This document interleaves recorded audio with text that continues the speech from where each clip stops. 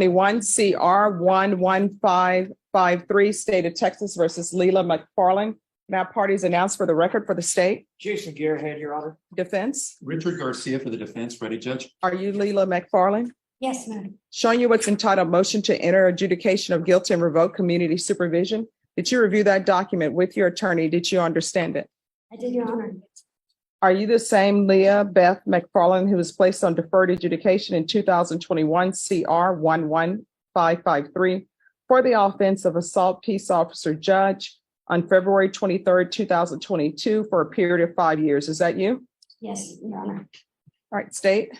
Violated condition number 41 on or about the 18th day of July 2023 in Bexar County, Texas. The defendant Leah Beth McFarland did not there failed to comply with the rules, regulations, or instructions of the Bexar County Community Supervision and Corrections Department's duly diagnosed residential facility, and that the defendant was unsuccessfully discharged in violation of condition number 41. How do you plead to that? True or not true? True.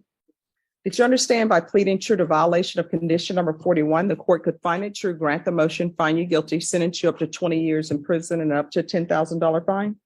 Yes, Your Honor. Knowing that, do you still wish to plead true to violation of condition 41? Yes, Your Honor. Court will find violation of condition number 41 true. Is there a proposed resolution? Yes, there is, Your Honor. And that is to adjudicate guilt or revoke the individual's community supervision, sentence her to 2 years of the Texas Department of Corrections. All right, probation. How was she doing other than not completing this?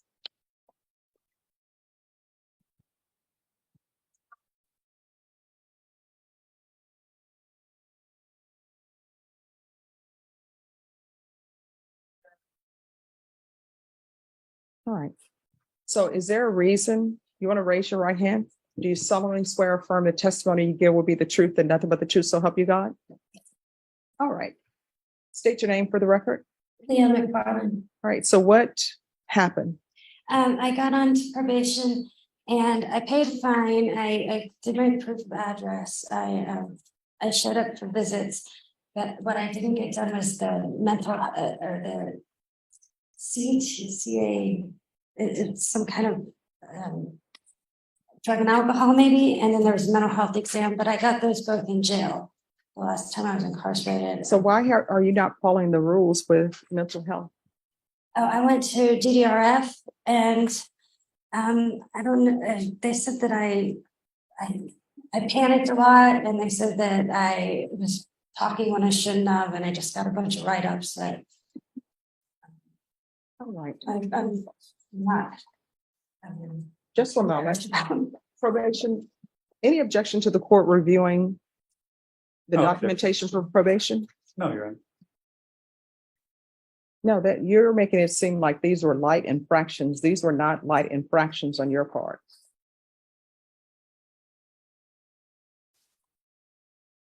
I'm sorry. I was trying. No, I mean, when you call somebody an F and B, that's not a light infraction. All right. Anything, counsel? Any questions? No, Your Honor. We're just asking that you follow the agreement with the state.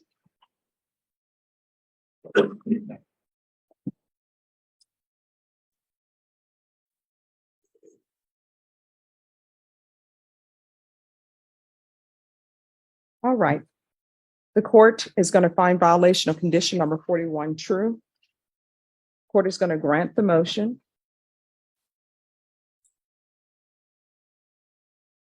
Court is going to sentence you to 3 years in the prison, give you credit for any time served. I'm going to show you what's entitled trial court certification. You can go around, Richard.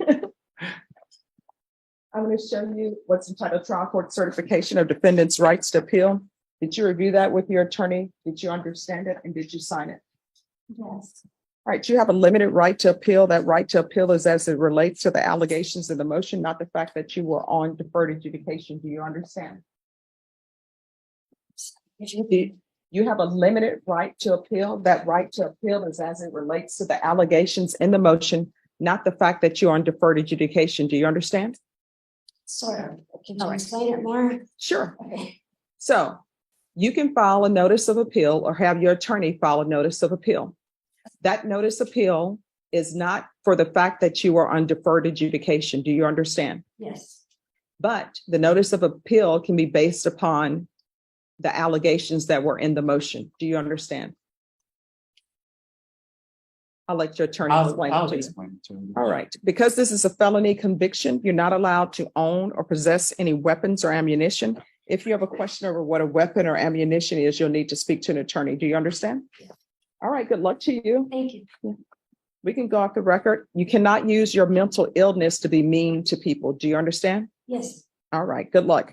23 CR 2912 State of Texas versus Christopher Trinidad. Can I have parties announced for the record for the state? Travis Thanks to the state of Texas. Defense. Rafael Leal for Christopher Trinidad. Are you Christopher Trinidad? Yes, Your Honor. Counsel, have you received all the discovery and did you review that with your attorney?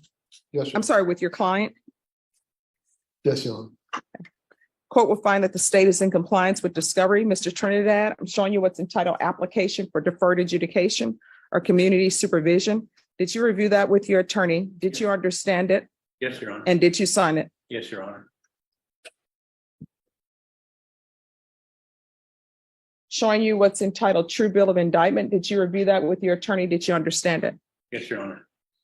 Counsel, do you waive the reading of the indictment? Yes, Your Honor. State, are you proceeding on the indictment as presented? Yes, Your Honor. Mr. Trinidad, I'm showing you what's entitled court admonishments and defendant's waivers and affidavit of admonitions. Did you review that with your attorney? Did you understand it? Did you sign it in all the appropriate places? Yes, ma'am. Did you understand you're charged with aggravated assault with a deadly weapon? That's a second-degree felony. The range of punishment is anywhere from 2 to 20 years in prison and up to a $10,000 fine. Did you understand? Yes, ma'am. All right, after reviewing state's exhibits 1 and attachments, the court will find there is sufficient evidence to find you guilty. Court will defer finding of guilt as you've applied for deferred adjudication. Are you proceeding with sentencing? Yes, Your Honor. Anything you wish to say on behalf of your client? Your Honor, the situation with my client was that he was a security guard. Got home, there was an argument. It ended up in him being arrested. Through my investigator, there was we approached the complainant. The complainant, it's fine with not wanting to pursue anything further against my client. And in fact, she signed out of her own volition, her own accord, a affidavit of non-prosecution. However, given my client's situation, and he accepted the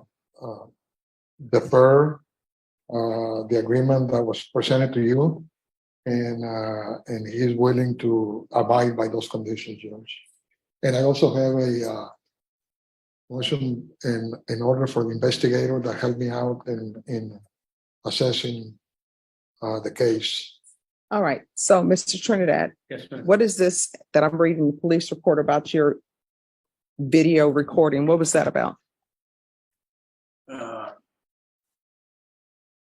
video recording? Yes, in the police report, it says that you became enraged because one of the complainants told the other complainant to be careful because you're recording.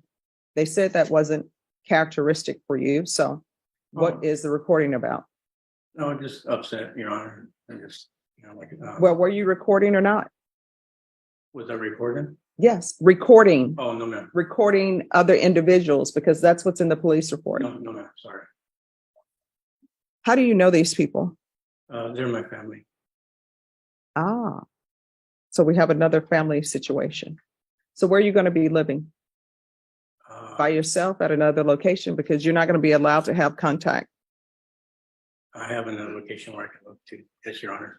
All right. Do you have any prior mental health diagnosis? No, ma'am. Are you employed? I was Doing what? security officer. All right. Do you have any children? Yes. What are their ages? My son is 13, my daughter's 22, but she lives with my previous wife. And so where's the 13-year-old? 13 is at home With, who's he with? with my wife. Okay. So you and your wife are still together? Yes, ma'am.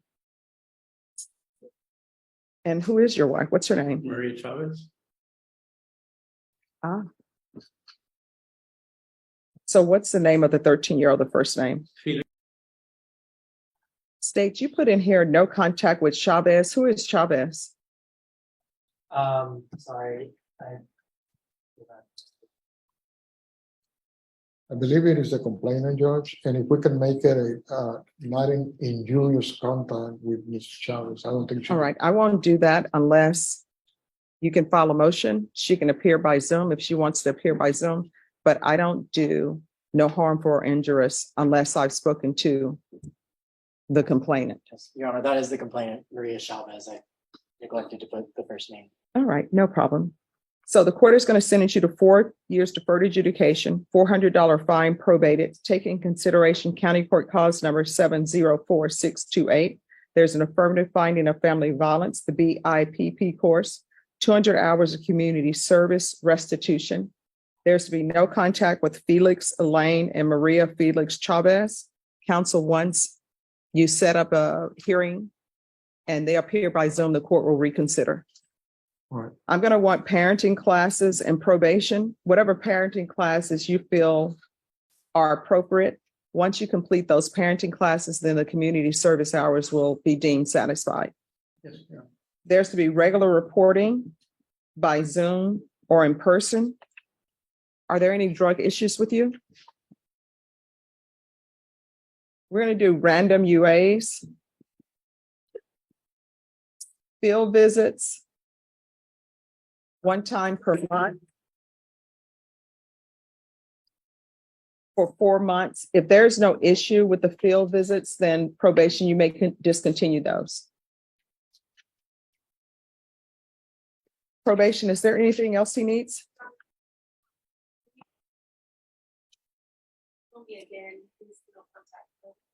All right. The last name of everybody I'm going to give you is Chavez. All right. Is there anything else? Is there anything else you need from the court to be successful in this probation? No, ma'am. All right, I'm going to show you what's entitled Trial Court Certification of Defendant's Rights to Appeal. Did you review that with your attorney? Did you understand it? And did you sign it? Yes, ma'am. Because this is a plea bargain agreement, because I followed your plea bargain agreement, and because you waive your right to appeal, you do not have the court's permission to appeal. Do you understand? Yes, ma'am. And because this is an affirmative finding of family violence, you're not allowed to own or possess any weapons or ammunition. If you have a question over what a weapon or ammunition is, you'll need to speak to an attorney. Do you understand? Yes, ma'am. Proving employment. Ah, thank you. I knew I was forgetting something. So there's going to be, we're still on the record. Added to your condition is proof of employment within 15 days. There's to be no employment as a home health care provider or with minors. Do you understand? Yes, Your Honor. And what I can tell you, because this is an affirmative finding of family violence, you're not allowed to have any weapons. So you're going to have to seek new employment. All right. And we're off the record. In this court, to be successful on probation, you need to stay in contact with probation. If there's an issue with probation, let the court know. And we will take up those matters. Definitely, Your Honor. All right. Thank you. Thank you. Hello. How are you doing today? I'm doing good. Thank you. How's treatment coming along for you? Treatment? It's been a journey, but I've been working with it. It's been kind of hard. As you know, I had a slip up there, and but I've been doing my recovery every day, and it's one of those things I've never experienced this before. I did have a drinking habit when I was younger, and it just increased during my divorce. I went through a foreclosure. I had some things going on in my life, but that's not an excuse. All right, everyone, please whisper. I am. But it's something that I've been. It's been difficult, but it's definitely been a learning process. Okay. So, what tools did you learn to make sure you maintain your sobriety? Well, for one, I'm understanding that my emotions aren't it's not worth getting in trouble for. I've learned how to relax and calm down. I have 5 children, so they test you. I have a 20-year-old and 18-year-old.